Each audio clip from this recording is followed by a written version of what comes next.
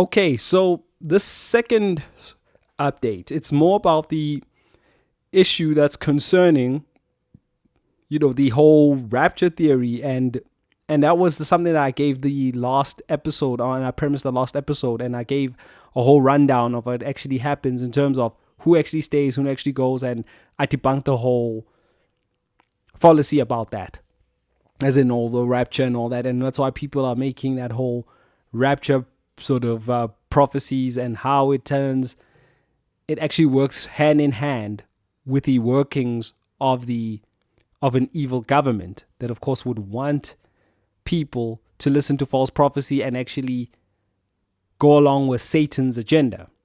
But there is something here I just wanted to make a point of, and I forgot to do that in the actual podcast itself. And I'm just thinking, why should people actually just listen to me on this one? Because if you think about it, there's something called pre-tribulation. When they talk about the rapture, right? And then they say mid-tribulation. I think there's also that. I don't follow it too hard. And then they say post-tribulation. But concentrate on the word tribulation. What does tribulation actually mean? It means to bring in judgment. So in other words, when you say pre-tribulation, don't you think it's like, in normal layman terms, and if you are into the whole jail system and you understand everything, it means that who is coming into or who is awaiting sentencing.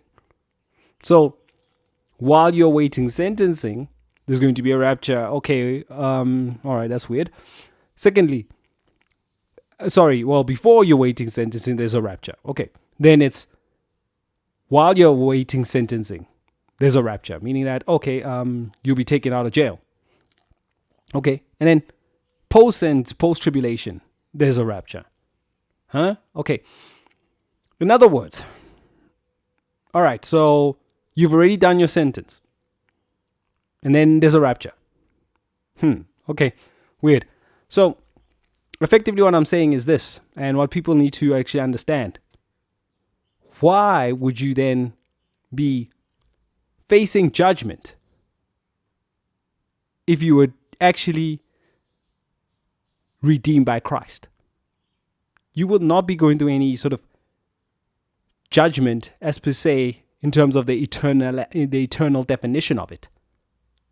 So in other words, you would not be using that term quite loosely.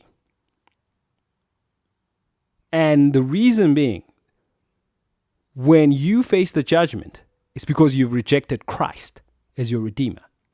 Therefore, then you will be heading into the devil. So why use those categorizations in order to make this eschatology theory, meaning this end times theory, around this tribulation? Just a food for thought, and it's just something I just wanted people just to think about, especially as to what we're doing right now. Anyway, so I think that's just going to be this particular update for now, and I'm going to head into the next one. But before that, I forgot to say something.